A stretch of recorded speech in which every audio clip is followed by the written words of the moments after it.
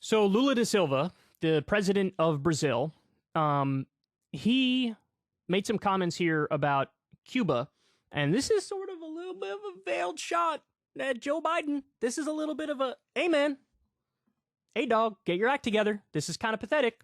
So let's see what he has to say. I'll put, you know what I'll do? I'll put the volume low because, you know, he's not speaking English. I'll just read to you what he's saying, okay? I also hope that soon Cuba can return to a process of normality. Cuba pueda volver a un proceso de normalidad. End the blockade on Cuba, which has lasted over 60 years. Y que se termine el bloqueo a Cuba, que ya tiene más de 60 años. There's no need for it. Ninguna necesidad. Because Cubans don't want to replicate the Brazilian model. No quieren crear el modelo brasileño. They don't want to replicate the U.S. model. No quieren copiarle el modelo a Estados Unidos. They want to have their own model. Su propio modelo. What does anyone else have to do with that? ¿Quién tiene algo que ver con eso? There you go. Espero que. He's like, hey, they're not hurting anybody.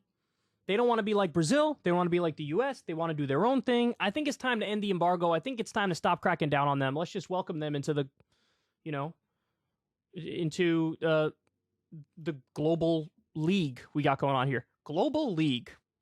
Don't you love it when your brain stops working in the middle of a sentence? Into the global community. Let's go with that. Global league. Global league. Makes it sound like it's a NBA event or something. Gonna have Madagascar versus Burundi. Global league. Anyway, so there's Lula. Kind of with a low-key like, hey man, hey US, maybe you guys should stop being such D-bags. Maybe, just maybe, stop being such D-bags. So, but then also, I saw this. This is interesting. Breaking, 160 U.S. lawyers demand President Biden remove Cuba from the state sponsors of terrorism list, arguing the criteria cited by the State Department don't meet the statutory definition for sponsoring terrorism. There's no legal or moral justification to keep Cuba on the list. And of course, I responded and said, it's utterly made up and shameless to pretend that radical Cuban terrorism is a thing. That's like a Trump, right? Say it with me, folks. Radical Cuban terrorism. Radical, a Cuban, a terrorism. It is so absurd that anybody can go with this line for even a second, never mind actually make it the law in the United States of America. Really? Cuban terrorism, really? What are we talking about here? What are we talking about? No, they have a different system, and they're just trying to live in peace. They don't want war with the U.S. By the way, I'm going to plug something here. You guys have to check this out. The Blowback Podcast. Blowback Podcast is a podcast on foreign policy. It is phenomenal and super detailed. And one of the seasons, they go through U.S.-Cuba relations. Have to watch it. I mean, basically, we're the big imperialist power that was bullying this place. This used to be like the backyard of the rich, powerful, and famous.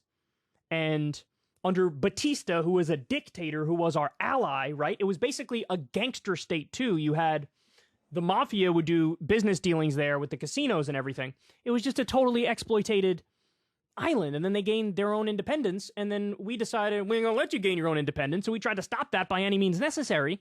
And so listen to the Blowback Podcast. It gets into all the specifics. But basically, we have a situation here where we are the aggressor. They are on the defense. And here we are, decades and decades and decades later, and we're still trying to crush the country. We're still trying to destroy him. Why? Because they don't want to submit to our rule and corporate rule. And that's not to say, oh, they have no problems and Fidel Castro was lovely and their system of government is ideal. I didn't say any of those things. People can strawman me if they'd like to. It's not about that. It's about the objective facts on the ground. What happened? How do we get to the point where we are now? And what should we do moving forward? And Lula is 100% right. And understand something. Lula is a social democrat. He's not a communist. He's a social democrat. How do I know? He was already president of Brazil for 2 terms. He was already that. And we know what he did. We saw what he did. He was wildly successful. He did a family allowance. He, paid families if their kids went to school. That was wildly successful. He did a giant anti-poverty program. He took the middle class from 50% to 73% of society. He was a great leader. He had a 90% approval rating when he left office. A 90% approval rating. Who has that? I'll answer. Nobody. Nobody. The only person who is maybe even close to as beloved as Lula in Brazil is FDR in the U.S. back when he was alive. He won 4 times. FDR did.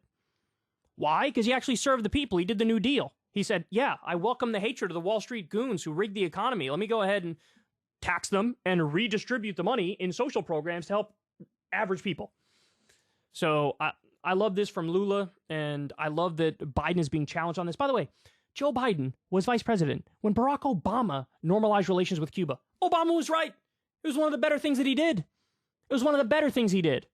And then Trump gets in there and rolls it back, and Biden goes in there like a little cuck boy, and he's like, oh, yeah, I don't know, maybe we should keep it the same way that it was under Trump, because Trump is very strong, and I will acquiesce to Donald Trump and do exactly what he was doing. And no! Go back to what it was under Obama. Come on, this is crazy what's going on here, man. This is insane. I mean, they would love nothing more than to do a coup in Cuba, a coup in Venezuela. It just, grow up, grow up, grow up. Well, actually, to be fair now, Biden is actually opening the door a little bit when it comes to Venezuela. Why? Oil. Because we got issues with Saudi Arabia now. There's issues in the oil and gas market because of the war in Ukraine. So he's like, oh, maybe we kind of need Venezuela as a friend. So, look, this is such a layup. In the same way that getting back in the Iran deal was a layup that Biden blew, don't blow this one too. Do the right thing. Ever since Adpocalypse, when YouTube defunded all independent news and politics overnight, we haven't trusted them. We know they can pull the rug out from underneath us at any time. If you enjoy this content, please consider tipping $1 or $2 per month on the Secular Talk Patreon. Link in the video description box below. Thanks for your support.